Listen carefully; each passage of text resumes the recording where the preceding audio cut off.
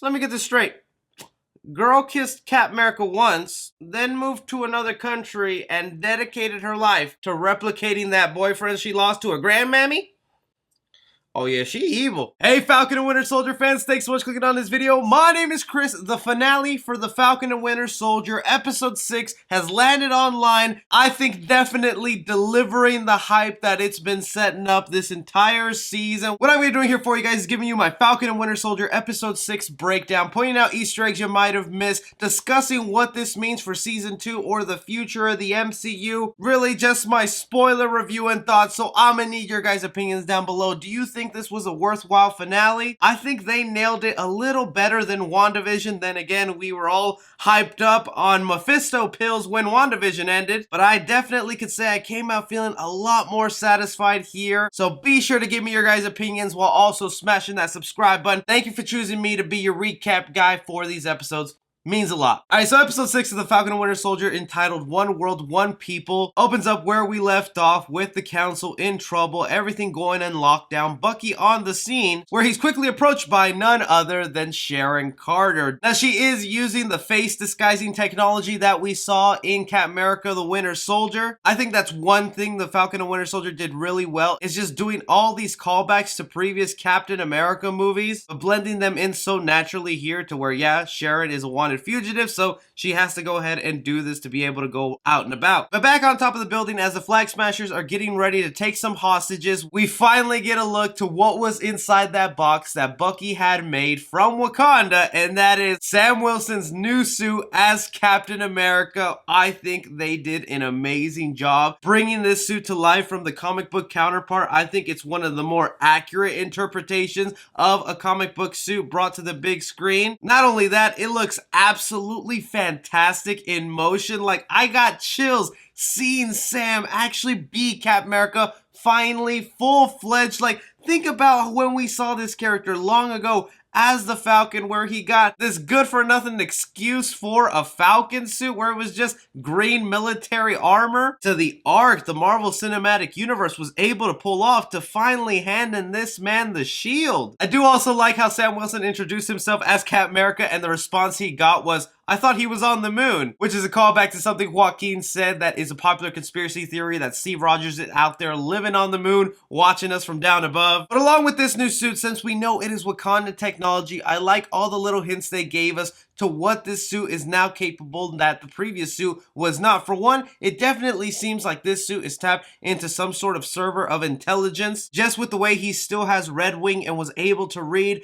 the faces and know the background and basic knowledge of some people, like one of the hostages having public records that they can fly a helicopter. The obvious thing we all knew is that this was going to be made out of vibranium, and it was proven very capable of protecting Sam Wilson, who we still got to remember does not have the super soldier serum and is still just a regular guy, which was even proven more right when he was fighting Batroc the Leaper and was still having some trouble when Steve Rogers defeated this guy without sweating. It still didn't matter to me because I think Sam handled that shield very well. Cutting forward now into Carly's plan here, we see that she just wants to take these people hostage, sending out a message to the council, to the world. As the hostages are being taken away, we do get Sharon having an interaction with this bodyguard named Lennox. And looking it up, this is a villain in the comic books here. Heck, it is even a villain who was associated with the Power Broker. And later on in this episode, we find out Sharon Carter is the Power Broker. I doubt the man made it out alive out of that mercury poisoning, but if they wanted to, they have an option right here for Sharon to experiment on this man and use him as a weapon later on in the future if they would like. Before getting deeper into that whole Sharon Carter reveal as the Power Broker, I definitely wanted to talk about John Walker's early entrance in this episode and how I'm gonna get hate for saying this. Am I a John Walker stan now? Do I like this guy? Admittedly, the dude's still a bad guy, killed a man out of cold blood, has a lot of stuff he's got to deal with, but there was something kind of redeeming and nice for him that he stepped up to the plate with his poor man's Cap America shield to fight the good fight. I mean, one of the first things he says when interacting with Carly and wanting to get revenge for the death of Lamar, Carly's like, "Sorry, I didn't mean to kill somebody that didn't matter," and him responding with, "You're saying Lamar's life did not matter?" I feel Like, that was a clear nod to Black Lives Matter. And since there's no denying that the Falcon and Winter Soldier has been very heavy with the political messages that I think are executed well in here, and no one should be upset that they're trying to do that. But it does just go to show you John Walker's original motive for wanting to still be Cap America, wanting to still fight the good fight and hold that shield, because he does believe in the American way and also getting justice for those who were wrong. Still gotta admit, I was laughing my butt off every time he was using that shield and it was getting dented, bent, and not working the way the vibranium shield would, confirming this is just regular iron or steel. Some people are hoping it was adamantium or other special kind of metal provided to him by Val, when nope, this was just made in his garage. To me, the standout and kind of redeeming moment for John Walker, which I still think he has a long way to go for me to fully be on his side, is when that armored truck of hostages was coming down and John Walker had to make a choice right there, kind of similar to how Spider-Man had to make a choice in the Sam Raimi movie, where he can choose to either go after the revenge, the person responsible for his best friend's death, or save civilians as Captain America would. And he made the choice to save civilians, so there's definitely a hint of good in him. And even seeing Bucky help him get up and them work together throughout this episode, it just kind of felt good. I know the man's still bad and probably gets a lot of hate, but I was kind of happy for John Walker. But that does lead us to the confrontation that Sharon Carter and Carly have, where we get the reveal that no one was surprised by, and that is that Sharon Carter is the power broker and is doing it out of revenge for what happened to her after the events of Captain America Civil War. It really should not have been that big of a surprise here, but I think her motivations are warranted in this episode, where yeah, she had a good point that she took Cap America's side, she did what she thought was right, but she was tossed aside in prison, had a mark on her back, forcing her to flee to another country, when all these other people who took Cap America's side got pardons, got to be let free, and heck, even became Avengers to save the world. At this current time, I don't see her that threatening though as a villain, and I'm not even sure if I'm that excited for the future role that she has in the MCU, but I am intrigued to see what will come out of it, if anything interesting. But nevertheless, this confrontation ends with Sharon Carter being the one to not only kill but drop the Leaper, so ending his stay in the MCU, but also Carly. And speaking more on villains I wasn't that fond of, the Carly villain I was just never on board with for this season, although I thought the message that she brought to the show as a whole did work really well for it. Still, what her character meant to Sam Wilson and him really wanting to bring the good out in her and turn her cause around, I think was needed to complete the transition from Falcon all the way to Captain America. Even more solidified when we get, I think, that beautiful shot of him floating down, bringing her to a hospital bed, leading to something we got hints of in the previous episode, and that is a famous Captain America speech. I'm telling you, if you're wearing the suit to the stars and stripes, you have to know how to deliver a speech. And I gotta admit, at the beginning of this speech and him talking, it was kind of jumbly and a little forced, but towards the end of it, I think they really nailed it down to what Marvel is trying to do with this version of Captain America and having Sam Wilson hold the shield. Just him even admitting, I know there's going to be people out there who hate me for being Captain America just because I am black. How much impact a government can really have, and even showing the lighter side of the Flag Smashers and the message they were trying to send out really was a wonderful moment and a good way to show what kind of Captain America Sam Wilson is going to come out being. Just even seeing that look of approval on Isaiah Bradley's face when he told them you should not be Captain America because they will never let you, even made it that more emotional for me. But now that the big fight was over, it was time for the show to wrap up all its loose ends while also setting up for the future. And one thing for sure is we have a world with still a ton of super soldiers out there, and they went ahead and got rid of them thanks to Baron Zemo, which we got to remember, that's his ultimate plan. Kill as many super soldiers as there are out there. And as of right now, as far as we know, there is only 3. That is Bucky Barnes, Isaiah Bradley, and John Walker. Speaking of John Walker, we see that Val went ahead and upgraded his suit and made the transition from Captain America